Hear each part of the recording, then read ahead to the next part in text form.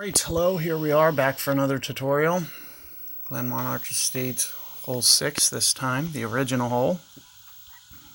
And what you will, usually do here is just try to get it down here as far as you can without, jeopardizing yourself going into that rough. So here you can see we have a little bit of a headwind.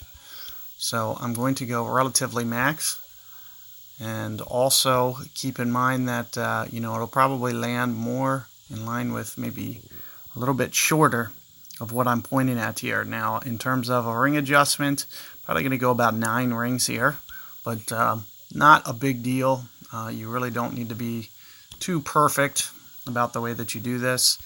I forget what that wind was exactly, but let me just show you kind of what I was doing, somewhere around, 10-15%. On a max overpower. And here you can see that I'm trying to take advantage of as long as possible with hopefully without going into the rough. And you can see that was, very aggressive. Also keep in mind, if you do roll into the rough, it's not make or break. So that's why you'll see me kind of press the bounds a little bit. It usually doesn't roll out very fast. Hits a upslope and usually stops.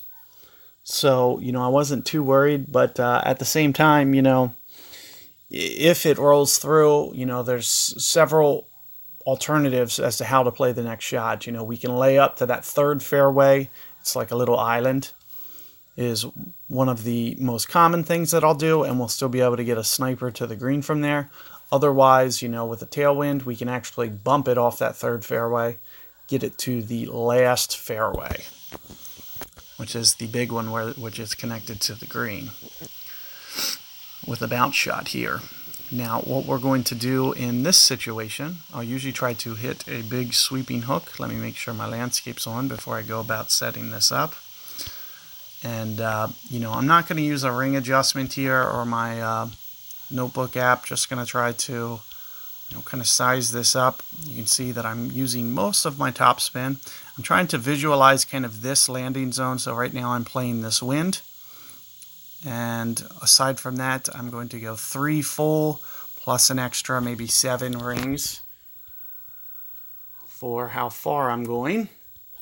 And just try to hook it as hard as possible with landscape.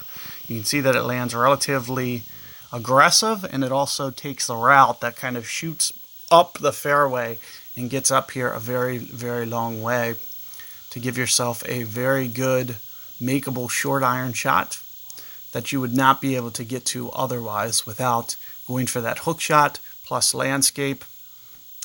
If you tried to do that with phone curl, you might want to take off just a couple topspin, because you may shoot just a little bit long on that left-hand side in the rough.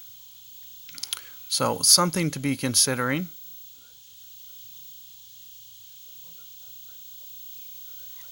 And here you can see another one, and this kind of correlates to what I was mentioning with the whole full topspin thing. You got to be a little bit careful, and that's why you kind of saw me backing off a little bit, trying to create kind of the best angle that I could. Here you can see we're very close to min club, and I'm going to put my thorn on.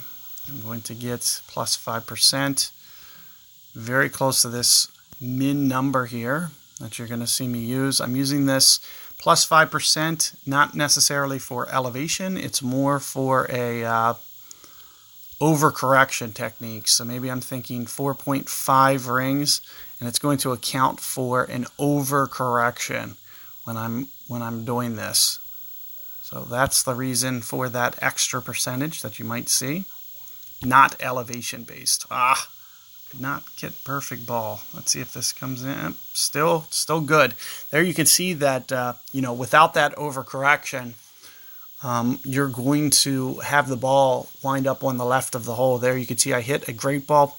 I can't tell at this point whether or not the great ball sensitivity is down a little bit. It almost seems like it's coming in, that they've created maybe, a faster needle, but it might be a little bit more precise or more of a range than before. I can't tell for sure yet.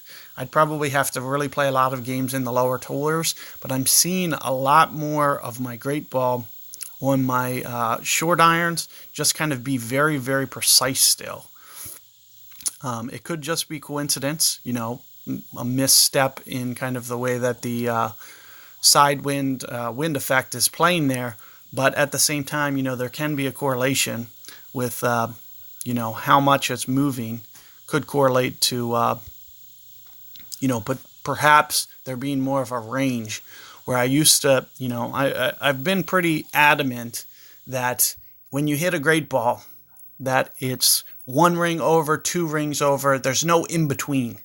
So it's never going to give you a 1.5, despite what you might see, on maybe a perfect ball, that doesn't show kind of right in the center of the bullseye. I've never noticed any kind of range fluctuation. And I do a lot of dunks, and a lot more of my dunks would miss if there was. So that's one of the reasons, that my theory has always been the fact that there's no real range. But I've hit a lot of great balls in these last few days trying to adjust to the new update with the short iron needle. And I've had, a very interesting level of precision that, really wasn't there on the slower needle. So I'm just trying to, kind of play catch up as to why that's happening. So that's what I'll be doing the next few weeks, is trying to map that out. But good luck with that hole, guys, and catch you guys on the next tutorial.